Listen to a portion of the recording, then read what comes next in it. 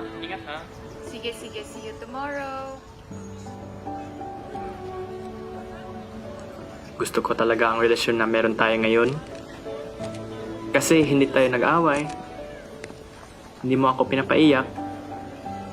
Pinapatawa mo ako. You never broke my heart. Siyempre, di mangyayari yun.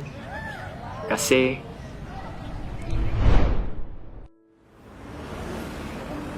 safe to say na di na ako mag-worry sa oras na magtatampo ka. Hindi ko makikita na malungkot ka. At hindi tayo magkakaroon ng misunderstanding.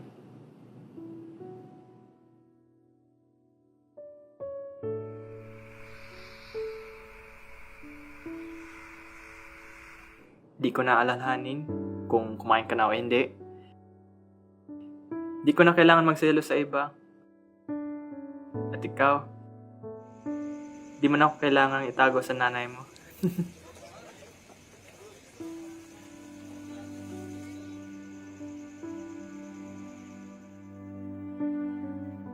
Di mo na alalahanin kung anong isusuot sa date natin. At di mo na kailangan magpuyat para mag-video call tayo. Hindi ako makakaluhod sa harap mo para ibigay ang singsing. Di tayo makakapunta sa simbahan para manumpa sa harap ng altar. Di tayo magkakaroon ng bahay para magsimula ng pamilya. At hindi ako makakahawak sa magiging anak natin.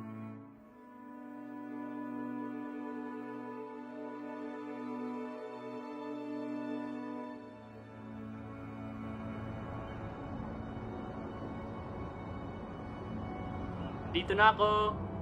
Jay, halika na. Masarap ulam.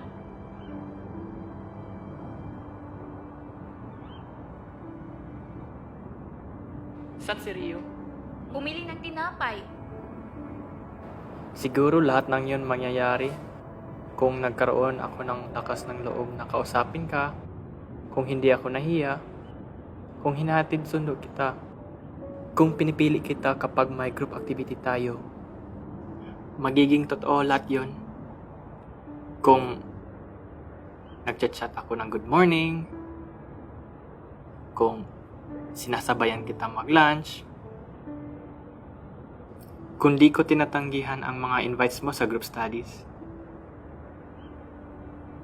Siguro, lahat ng yan mangyayari. Kung hindi ako duwag. Sana, balang araw, kung darating ang panahon, hindi ako masyadong masaktan. Sana, hindi ako lalamunin na paghihinayang tungkol sa mga desisyon ko. Kasi, sa ngayon, hindi pa ako handang sundin ang nararamdaman ko.